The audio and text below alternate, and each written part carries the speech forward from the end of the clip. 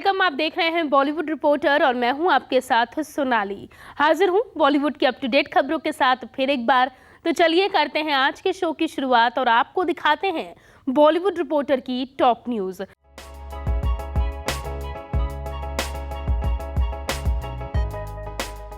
चकाचौंध की दुनिया से दूर भारत की भूमि पर लौट आए हैं विल स्मिथ। पिछले कुछ दिनों से विल स्मिथ काफी परेशान चल रहे हैं।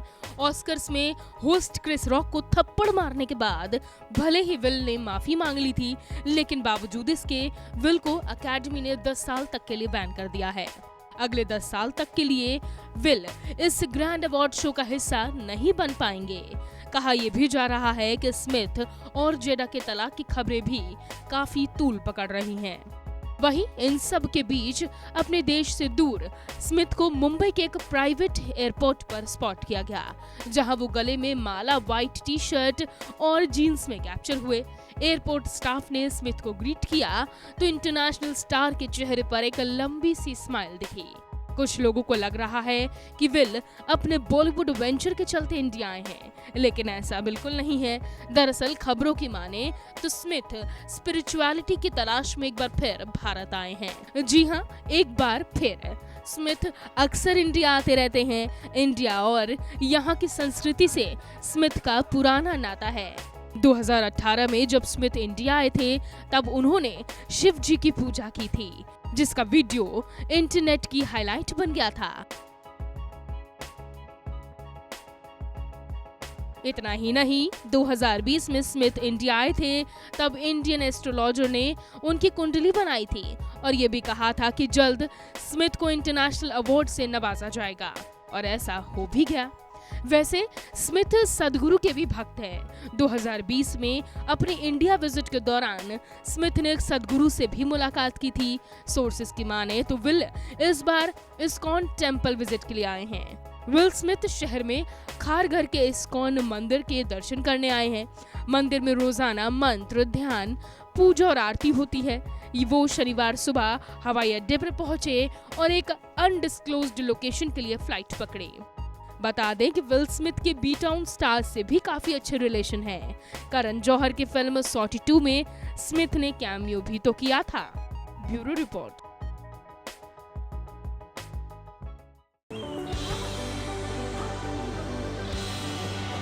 बच्चों की फोटोज क्लिक करता देख करीना ने लगाई पेपराजी को झाड़। मां की देखा देखी में तैमूर ने भी लगाई फोटोग्राफर्स को फटकार। जी हां, करीना कपूर और सैफ अली खान के बड़े बेटे तैमूर की बदतमीजी का एक नया वीडियो सामने आया है। दरअसल सोशल मीडिया पर इस वक्त एक वीडियो काफी तेजी से वायरल हो रहा है। इस वीडियो में करीना कपूर खान पेपराजी को अपनी और अपने दोनों बेटों की तस्वीर क्लिक करने से मना करती हुई नजर आ रही हैं। वहीं मां की देखा देखी में तैमूर भी पेपराजी के साथ बदतमीजी करते दिख रहे हैं।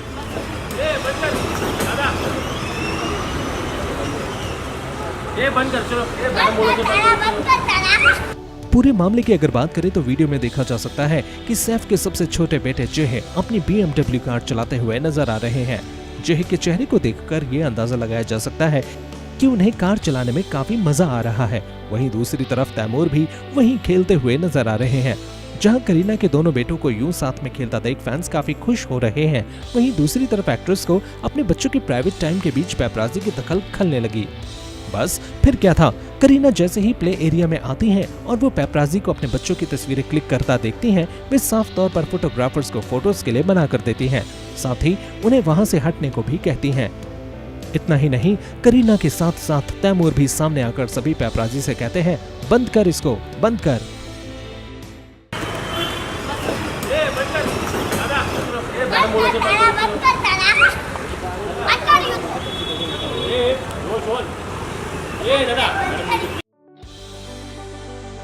तैमूर को ऐसा करता देख करीना जल्दी से उन्हें चुप करवाती है। इस वीडियो के सामने आने के बाद सोशल मीडिया पर तैमूर और करीना को ट्रोल किया जा रहा है।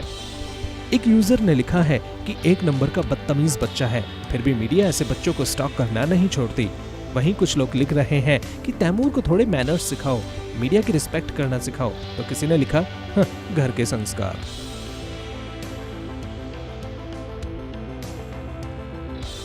इसके अलावा एक वीडियो और सामने आया है जो इस पूरे इंसिडेंट के बाद की है।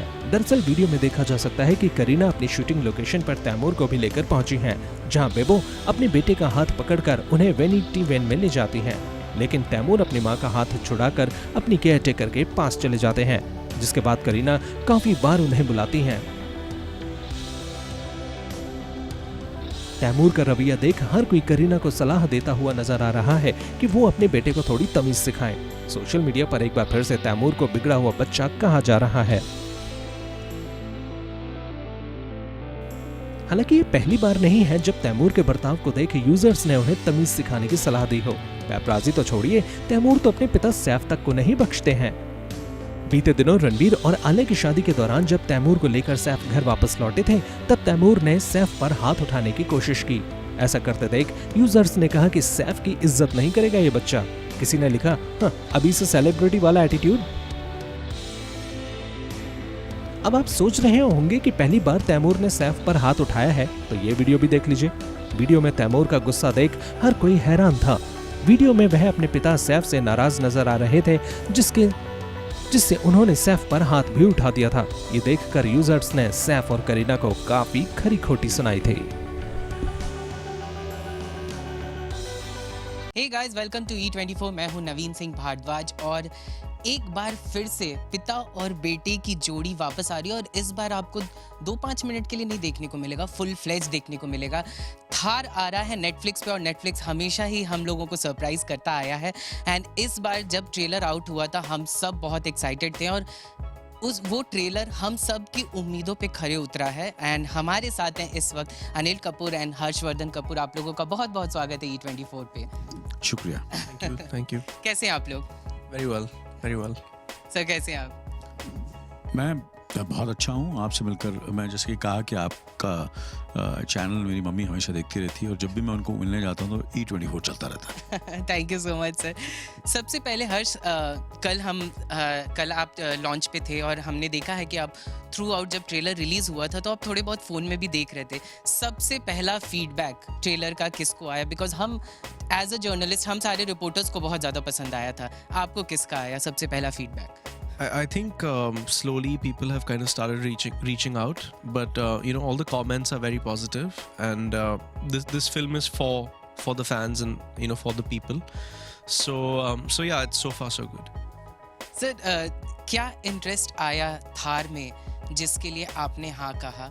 उसके बाद हम आप पे जाएंगे, पर आपको क्या इंटरेस्ट आया जो आप शेयर करना चाहेंगे? कि फिल्म की कहानी, इस फिल्म का इसके संवाद, इसका स्क्रिप्ट, इनके डायरेक्टर साहब और पूरी टीम थी, जिस तरह वो कहानी पर्दे पर लाना चाहते थे, ये सब जब बातें मैंने सुनी हर्ष और राज से तो मुझे लगा कि इस फिल्म का हिस्सा होना चाहिए मुझे।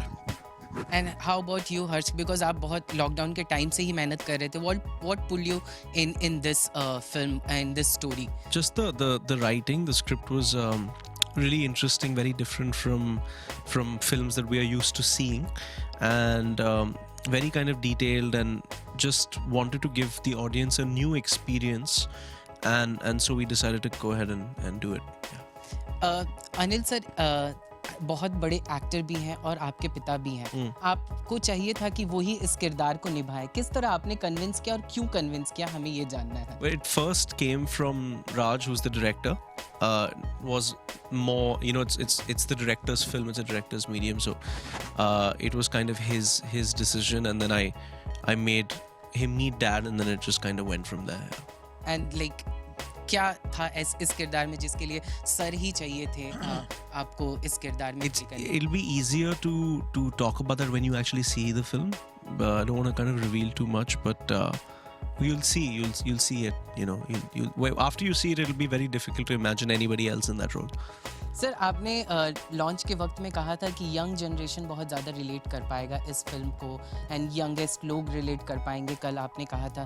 क्या मतलब ऐसा है जिसके लिए आपने ये चीज़ हमें कहा था? ये मुझे ऐसा लग रहा है कि जिस तरह अभी जो फीडबैक मुझे आ रहा है, यंग के साथ साथ दूसरों को भी ये ऑफ कोर्स औरतों को, लेडीज़ को, कुछ ऐसे फैमिलीज़ हैं उनको भी दे क्वाइट क्यूरियस एंड इंट्रीग्ड, और ऐसा लग रहा है कि वो देखना चाह रहे हैं फिल्म को।